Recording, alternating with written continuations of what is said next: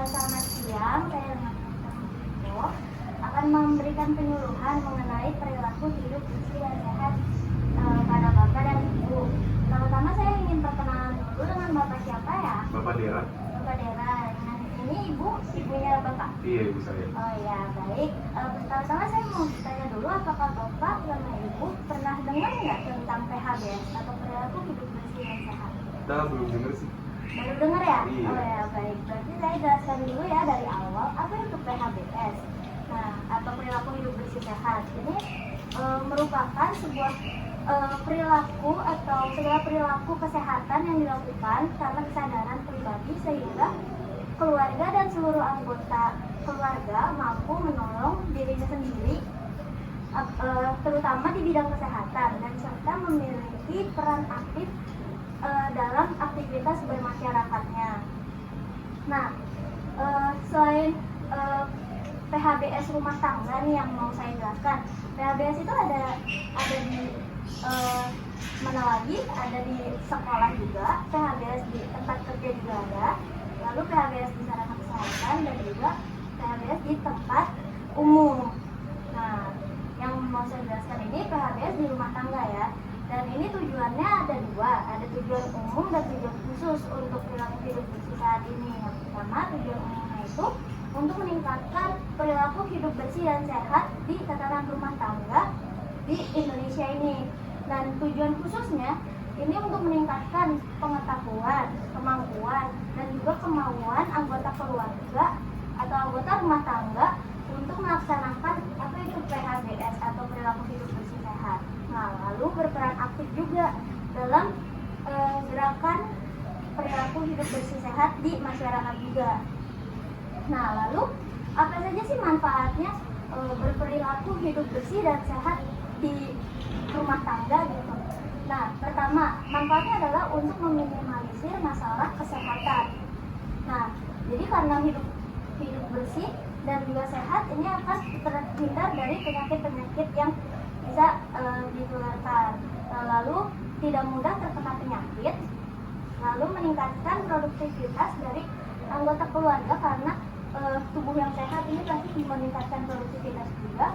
Lalu anggota keluarga ini terbiasa untuk menerapkan pola hidup yang sehat, jadi mengajak masyarakat yang lain juga berperilaku hidup bersih sehat juga. Lalu untuk anak juga dapat tumbuh dengan sehat dan tercukupi gizinya. Lalu apa sih indikator-indikator perilaku hidup bersih sehat di rumah tangga? Ini ada 10, yaitu yang pertama, persalinan yang ditolong oleh tenaga kesehatan. Ini terutama ditolong oleh bidan dan juga dokter untuk memeriksakan kandungan seorang ibu supaya akan tercegah dari penyakit-penyakit yang dapat timbul di kemudian hari bagi janinnya atau ibunya. Nah, lalu pemberian ASI eksklusif. Pada ASI itu terkandung gizi-gizi yang dibutuhkan untuk anak atau bayi. Bayi disarankan diberikan selama 6 bulan full ASI eksklusif, lalu akan dilanjutkan dengan pemberian dengan MPASI atau makanan tambahannya. Lalu dilanjutkan sebisa mungkin ASI ini dilanjutkan selama 2 tahun pertama anak itu lahir. Nah, lalu menimbang bayi dan balita secara berkala. Ini bertujuan untuk mencegah terjadinya stunting. Jadi misalnya adanya supaya terkontrol juga pertumbuhan dan perkembangan anaknya. Lalu cuci tangan dengan sabun dan air bersih.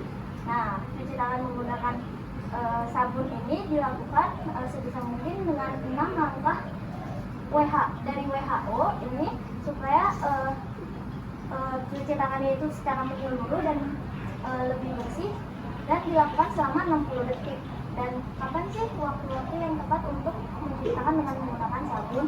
Yaitu sebelum makan, lalu setelah menggunakan toilet atau kamar kecil, lalu sebelum menjamak makanan atau menyediakan makanan, lalu sebelum menyusui dan juga setelah beraktivitas. Dan juga untuk ibu atau orang tua yang setelah mengganti popok bayinya juga diharuskan untuk mencuci tangannya menggunakan sabun. Lalu menggunakan air bersih. Nah, air bersih ini digunakan selain untuk dikonsumsi atau untuk minum, juga untuk membersihkan diri juga, yaitu untuk mandi, dan juga selain untuk diminum juga untuk membersihkan bahan-bahan makanan untuk nanti dimasak juga supaya tetap bersih yang dikonsumsi. Lalu menggunakan jamban yang sehat. Menggunakan jamban yang sehat ini bertujuan untuk menghindarkan lingkungan yang terkontaminasi atau kotor akibat penggunaan jamban yang sembarangan. Lalu juga jadi lingkungan ini tetap sehat dan tidak berbau.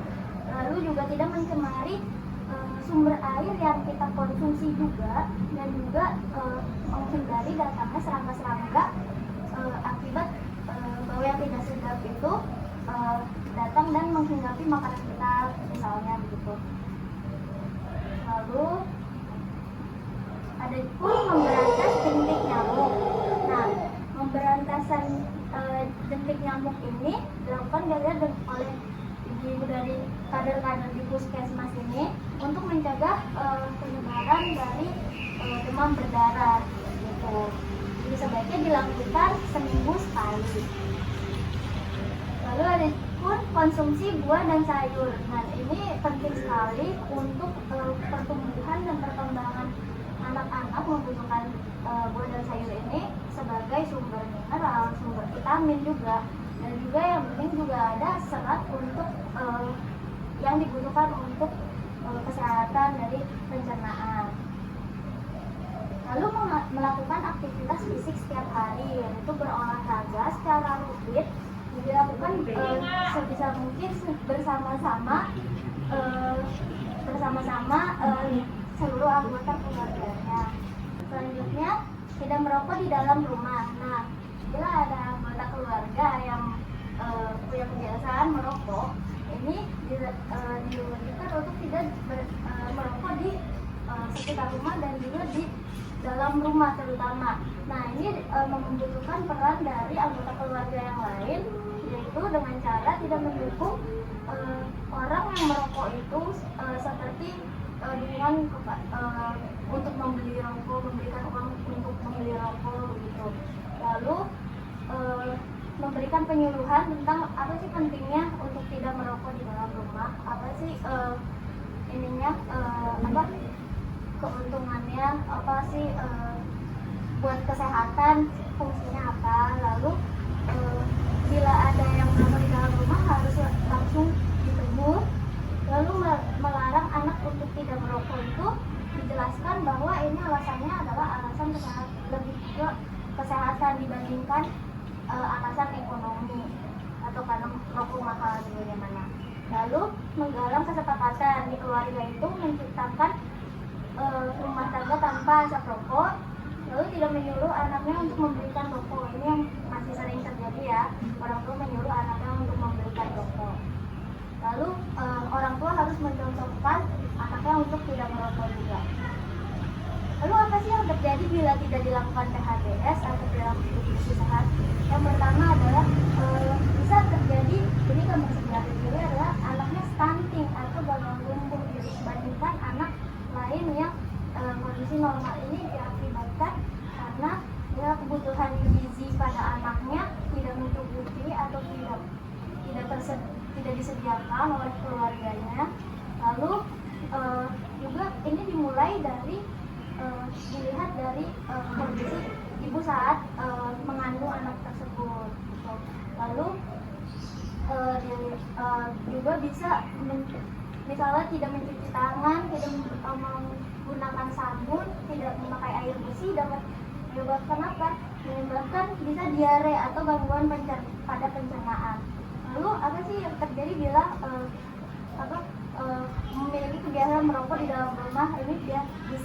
Ini ada gambar sebelah kanan, ini adalah menggunakan alat bantu nafas ya, atau ventilator di ICU. Itu kan tidak enak ya. Nah, baik, jadi sekian tambahan dari saya. Jadi apakah ada pertanyaan mungkin dari Ibu atau Bapak? Oh, saya ada pertanyaan. Oh ya boleh. Kalau perihal cuci tangan menggunakan sabun, kenapa harus memakai sabun di dalam cuci tangan? Oh ya. Jadi mencuci tangan menggunakan sabun karena menggunakan bila mencuci tangan hanya tanpa sabun atau zaman sekarang kan sedang marak menggunakan alkohol ya atau hand rub seperti yang di sini. Nah itu karena bila menggunakan sabun atau hand rub ini akan merusak dari kuman atau struktur kumannya atau dapat mematikan struktur kuman yang ada di tangan kita itu. Jadi sebaiknya menggunakan sabun itu karena sebagian besar kuman yang ada di tangan kita ini bisa mati atau hilang. Dan sebaiknya dia melakukan cuci tangannya menggunakan sabun dibandingkan alkohol karena bila terlalu sering mencuci tangan menggunakan alkohol ini akan ada banyak penyebabnya akibatnya itu dapat menyebabkan kulit kering ataupun ada juga orang-orang yang jadi sensitif terhadap alkohol gitu untuk tangannya jadi gatal atau bagaimana. Ya, apakah ada pertanyaan lagi? Ya, cukup sih. Ya, kalau begitu Ibu juga udah jelas ya? Udah. Ya. Baik, terima kasih atas kesempatannya.